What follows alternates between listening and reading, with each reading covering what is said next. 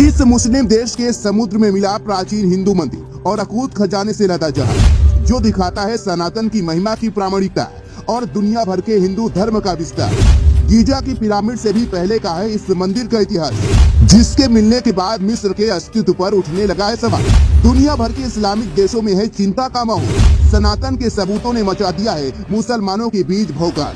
तो आखिर कहाँ है यह मंदिर, जिसके बाहर आने के बाद दुनिया भर के सभी देशों के अस्तित्व पर सवाल उठने लगा है? और ऐसे कौन से सबूत मिले हैं इस मंदिर से जुड़े हुए, जो एक खजाने से कम नहीं बताए जा रहे हैं? दोस्तों, अगर आप भी जानना चाहते हैं तो आज का यह वीडियो पूरा जरूर देखिएगा, लेकिन उससे पहले गुजारिश है हमारे चैनल को सब्सक्राइब जरूर कर दीजिएगा।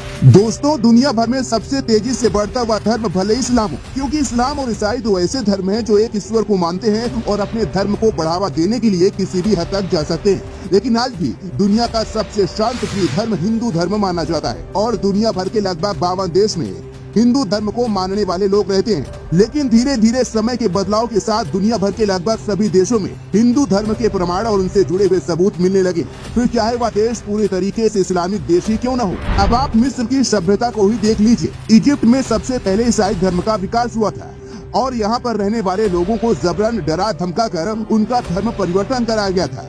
और आज अगर हम इजिप्ट को जानते हैं तो केवल गीजा की पिरामिड के लिए ही जानते हैं, लेकिन अब इजिप्ट हिंदू धर्म और उससे जुड़ी सभ्यता के लिए भी जाना जाएगा, क्योंकि दुनिया चाहे हिंदू धर्म के अस्तित्व को छुपाने की कितनी भी कोशिश कर दे, लेकिन हिंदू धर्म इकलौता ऐसा धर्म है जो अपनी पवित्रता और अपनी प्रभाव की वजह से लोगों को अपनी तरफ आकर्षित करता है। खबरों में है कि इजिप्ट के सबसे पुराने शहर हेराक्लियन में लगभग 2200 साल पुराना मंदिर मिला है। सबसे खास बात यह है कि ये ग्रीक मंदिर है जो कि समंदर की गहराई में मिला है, और क्योंकि यह मंदिर काफी जर्जर हालात में है तो कहा जा रहा है कि ये मंदिर काफी बिखरा हुआ है। मंदिर में उसके खम्भों के अलावा मिट्टी के बर्तन और कई तरह के गहने भी मिले, जिन्हें किसी खजाने से कम नहीं माना जा रहा है। आपको बता दें कि इस मंदिर की खोज इजिप्ट और यूरोप के पुरातत्वविदों ने मिलकर की है, जिनका कहना है कि मंदिर मिस्र के जिस उत्तरी हिस्से में मिला है उसे इजिप्ट का अटलांटिस कहा जाता है।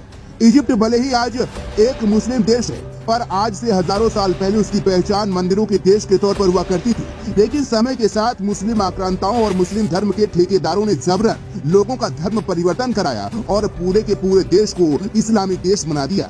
बताया जा रहा है कि मिस्र में मिले हुए इस मंदिर के अंदर तांबे की सिक्के और ज्वेलरी भी मिली है। पुरातत्वविदों के अनुसार लगभग 1000 साल पहले ये मंदिर समंदर में डूब गया था। इस मंदिर की संरचना 3वीं और 4वीं शताब्दी की है। मंदिर के साथ डूबी हुई नावों से मिले तांबे के सिक्के राजा क्लॉडियस टॉलेमी द्वितीय के समय की है। और आपको जानकर हैरानी होगी कि मिस्र के इस शहर हेराक्लियन को कभी मंदिरों का शहर कहा जाता था। इसकी खोज करने वाली पुरातत्वविदों की टीम को समंदर के तल में कई हजार साल पुराने शिव भी मिले। इसमें हथियार, क्रॉकरी, सिक्के और ज्वेलरी से भरा बर्तन पाया गया है। ये सब 4वीं शताब्दी के इतिहासकारों के अनुसार हेराक्लियन को कभी मंदिरों का शहर कहा जाता था, लेकिन बाद के सालों में आने वाली सुनामी की वजह से ये शहर पूरे तरीके से तबाह हो गया था।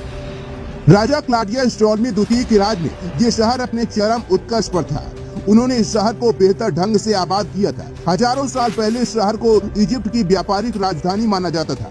अब ये शहर अबू किर खाड़ी के नाम से जाना जाता है। टॉलेमी एक बेहतर राजा के साथ एक मशहूर ज्योतिर्विद भी थे। इसी के साथ वह शुद्ध सनातनी हिंदू भी थे और उन्होंने इस शहर को हिंदू शहर के तौर पर विकसित किया था। इसके अलावा उन्होंने कई और कार्य किए, जैसे कि इजिप्टियन कैलेंडर के लिए उन्होंने पृथ्वी के एक चक्कर लगाने में चंद्रमा को जो समय लगता है उसका निर्धारण किया था। उन्होंने प्रकाश के नियम पर भी कई इजिप्टियन सिद्धांत दिए।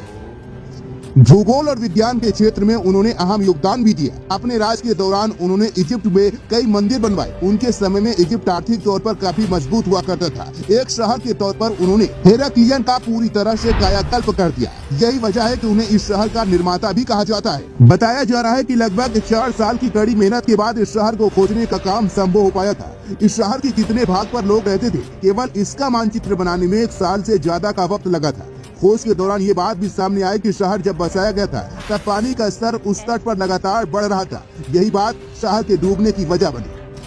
तो अब पूरे तरीके से इस्लामिक देश कहे जाने वाला मिस्र भी कभी हिंदू धर्म की नींव पर टिका हुआ था। इस बात में कोई भी शक नहीं है कि हिंदू धर्म के लगातार बढ़ते प्रभाव और अलग अलग देशों से मिलती हुई जानकारी को देखकर कहा जा सकता है कि हमारा सनातन धर्म सबसे प्राचीन धर्म है। लेकिन हमने कभी भी जोर जबरदस्ती से अपनी सत्ता जमाने की कोशिश नहीं की और यही वजह है कि हमारे धर्म को कट्टरवादियों ने अपनी कट्टरता की चलते दबा दिया। तो दोस्तों, आप लोगों की क्या राय इस बारे में? अपनी राय हमें कमेंट करके जरूर बताइएगा और आज की वीडियो आपको कैसे लगी यह भी जरूर साझा कीजिएगा। साथ ही साथ अगर वीडियो पसंद आई है तो लोगों के साथ शेयर करना बिल्कुल भी मत भूलिएगा।